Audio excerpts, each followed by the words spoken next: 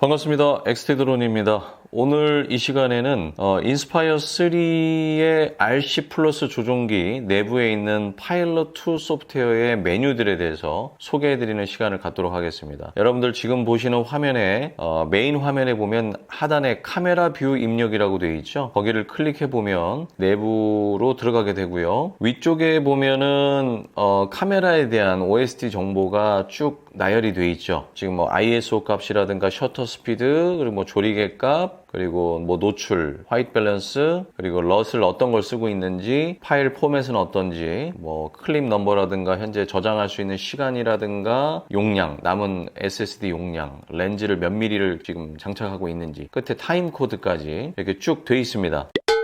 그리고 우측 상단의 오른쪽 끝에 점 3개의 메뉴를 눌러보면 전체 메뉴가 이렇게 뜨는데요. 그래도 대부분 한글로 뜨니까 이제 굉장히 좀 편해졌는데, 위에 메뉴부터 한번 보도록 하겠습니다.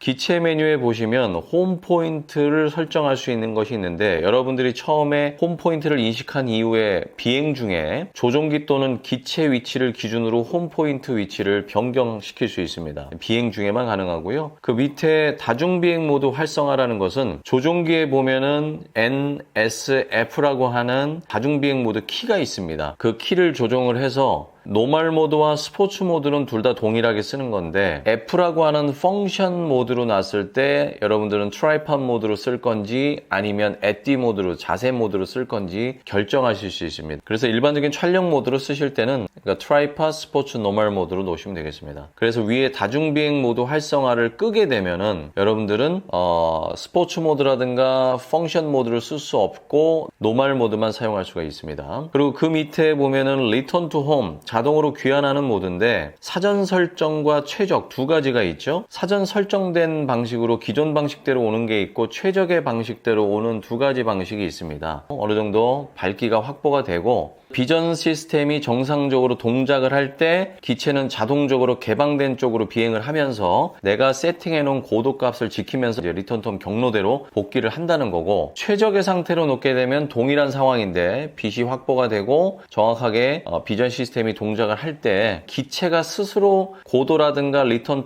이 경로들을 짜면서 서로 수시로 바꿔가면서 안전하게 조심해서 돌아온다는 그런 개념입니다. 그 밑에 리턴 고도라는 것은 리턴 톰을 내가 눌러서 자동으로 복귀를 하든, 또는 기체가 조종기와 끊어져서 페일세이프 상태에서 기체가 복귀할 때 내가 어느 정도 높이를 줄 것인지 비행하는 환경에 따라서 여러분 조절해 주시면 되겠고요. 최고 고도는 대한민국 수직 고도로 올라갈 수 있는 것은 150m 이하죠. 그러니까 150m 아래로 언더로 잡아주시면 되겠고요. 그리고 150m 이상 올라가야 되면은 뭐 항공청의 허가를 받고 진행을 하셔야 되겠죠. 최대 거리도 마찬가지입니다. 최대 거리도 현재는 꺼져 있는 상태에서는 신호가 단절될 때까지 기체가 비행을 할 수 있다는 얘기고, 최대 거리를 켜놓은 경우에는 밑에 하단의 내용을 통해서 여러분들이 수치를 입력할 수 있습니다. 하지만 수치를 최대 비행거리 C 기준으로 8km까지 돼 있다고 해서 그 거리를 보장하는 것, 개런티하는 것은 아니고요. 구간을 벗어난 비행 자체가 불법이기 때문에 여러분들은 근거리 내에서, 적당한 거리 내에서 비행을 해주시면 되겠습니다. 자, 랜딩 기어가 우리가 랜딩 모드, 그 다음에 플라이트 모드, 그리고 뭐 트래블 모드, 이렇게 세 가지가 있는데, 랜딩 기어 설정을 들어가 보면 인텔리전트 랜딩 기어 요걸 켜주시게 되면은 기체가 이륙을 하게 되면 적정한 고도에서 랜딩 기어가 올라가든가, 또는 착륙을 할 때 적정 고도가 되면 자동으로 랜딩 기어가 내려가거나 하는 거고요. 뒤로 다시 나가보면 센서 상태에 들어가 보면 IMU, 그러니까 관성 측정 장치와 컴파스에 교정을 할 수 있는 하단에 있는 메뉴들을 통해서 캘리브레이션을 해줄 수 있다는 겁니다. 자, 그 밑에 보면 게인 및 노출 조정이라고 되어 있습니다. 들어가 보면 아주 디테일하게 표준, 스포츠, 삼각대, 엣지 모드에 대한 모든 값을 조정할 수 있습니다. 수평 속도, 최대 상승, 하강 속도, 각 속도, 브레이크 감도 다 선택할 수 있고요. 이거는 촬영하시는 분에 따라서 본인들이 맞게 설정을 하시면 되겠습니다. 그 밑에 나왔네요. 리모트 컨트롤러와 기체가 신호가 끊어졌을 때 기체는 어떻게 할 것인지, 리턴 톰 할 것인지 아니면 아니면 호버링, 대기할 것인지 착륙할 것인지, 가급적이면 리턴 투 홈으로 해서 신호가 끊어지면 원래 홈 포인트로 복귀할 수 있도록 변경해 두시는 게 좋습니다. 그리고 강제 모터 정지하는 컷오프하는 기능이 있습니다. 조종 스틱을 안쪽으로나 바깥쪽으로 모으거나 벌리면 시동이 보통 켜지거나 꺼집니다만 여러분이 비행 중에도 이러한 스틱 조작을 했을 때 기체를 강제 추락시킬 수가 있습니다. 퀵스핀은 기존의 인스파이어 2에도 있었던 기능이죠. 어차피 짐벌이 360도 무한 회전이 아니기 때문에 엔드 포인트까지 카메라가 팬이 돌아가게 되면 기체가 역방향으로 회전을 하면서 짐벌이 무한으로 회전할 수 있도록 도움을 주는 거죠. 자, 두 번째는 장애물 감지 설정이라는 메뉴입니다. 위쪽에 보면 끄거나 정지시킬 수 있는데요. 장애물 감지를 해제하게 되면 비활성화되면 전방이 장애물감 회피 기능을 사용할 수 없다. 뭐 이런, 그리고 랜딩 기어 보호도 동시에 되지 않는다. 그리고 장애물이 감지되어도 기체가 자동 정지하지 않는다. 이런 경고를 표시해주고 있습니다. 그러니까 평상시에는 굉장히 민감한 드론이니만큼 장애물을 보면 정지할 수 있도록 체크해 두셔야 됩니다. 인스파이어 3는 전방위 감지 시스템을 가지고 있습니다. DJI 엔터프라이즈에 들어가는 그러한 기능들을 주고 있는데요. 그것은 뭐냐면 수평이나 상방이나 하방에 장애물을 경고하는 거리와 실제 제동 거리를 설정할 수가 있습니다. 즉 수평 기준으로 경고 거리는 현재 15m까지 돼 있고요. 그러니까 15m부터 경고를 주겠다는 거죠. 띠띠띠띠 이렇게 경고를 준다는 거고, 제동하는 거리는 3.5m에 정지하겠다 이 얘기입니다. 그러니까 여러분들의 촬영 범위나 공간에 따라서 경고 거리를 어느 정도 줄 건지, 실제 제동 거리를 어느 정도 줄 건지 세팅할 수 있고, 미니멈 값은 이렇게 다 밑에 나와 있습니다. 하방에 보면 비전 포지셔닝 켜기라고 되어 있습니다. 켜고 끌 수가 있는데, 항상 비전 포지셔닝 센서는 원색 계통의 바닥이라든가 흐르는 바닥, 투명하고 반사되는 바닥에서, 그리고 어두운 바닥에서 문제가 발생하기 때문에 그런 곳에서 비행할 때는 사실은 비전 포지셔닝 센서를 끄고 비행하는 게 좋죠. 하지만 비행하고 나서 비전 포지션 센서를 켜지 않고 착륙을 시도하다가 랜딩 프로텍션이 동작이 되지 않아서 착륙할 때 문제가 되는 경우도 있으니까 항상 비전 포지션 센서는 가급적 켜두시되 상황에 따라서 끌 수도 있다는 거 말씀을 드리겠습니다. 세 번째, 조종기 메뉴로 가보겠습니다. 조종기는 듀얼 조종기를 사용할 수 있기 때문에 A 조종기와 B 조종기를 쓸 수가 있죠. 파일럿과 짐벌을 관리하는 관리자 두 분이서 비행을 하실 수가 있는 거고요. 스틱 모드는 아시다시피 기본 디폴트 값은 모드 2로 설정이 되어 있고, 모드 1과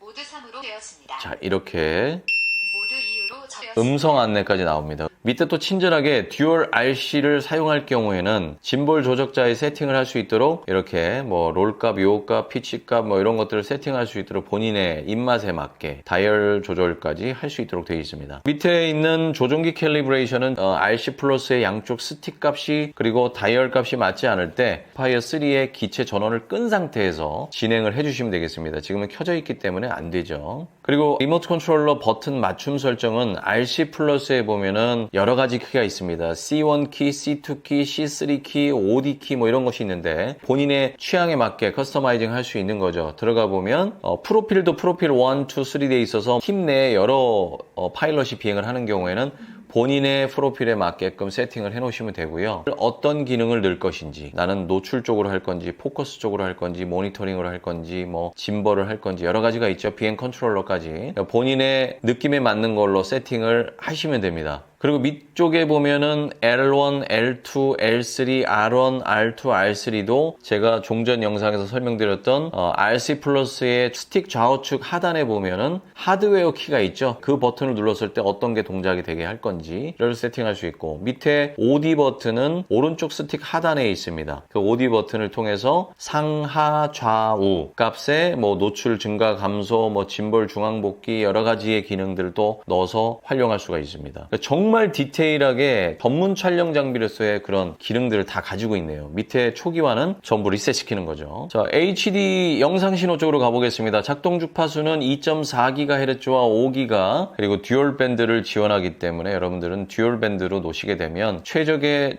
주파수 값으로 송수신을 하게 되겠죠. 그리고 밑에 쪽에 동영상 출력 유형은 위쪽에 HDMI 외부 출력이 되기 때문에 화면을 그대로 복제해서 나갈 건지 아니면 카메라 영상 뷰만 나가게 할 건지 골라주실 수 있고요. 하단에 동영상 출력 해상도는 4K부터 풀 HD, 720p 640 사이즈까지도 나갈 수가 있습니다. 배터리로 가보겠습니다. 배터리의 용량이 현재 78% 남았다고 나와 있고 2개의 배터리가 마운트되기 때문에 좌측 배터리와 우측 배터리에 남은 잔량이 표시가 되고 온도 값이 표시가 되고 전압이 표시되죠. 그리고 총 충전 사이클 수가 몇 회 충전했는지 표시됩니다. 그리고 짐볼로 가보겠습니다. 짐볼도 역시나 프로필 1, 프로필 2, 프로필 3 파일럿 3명의 옵션 값을 지원을 하고 있는데요.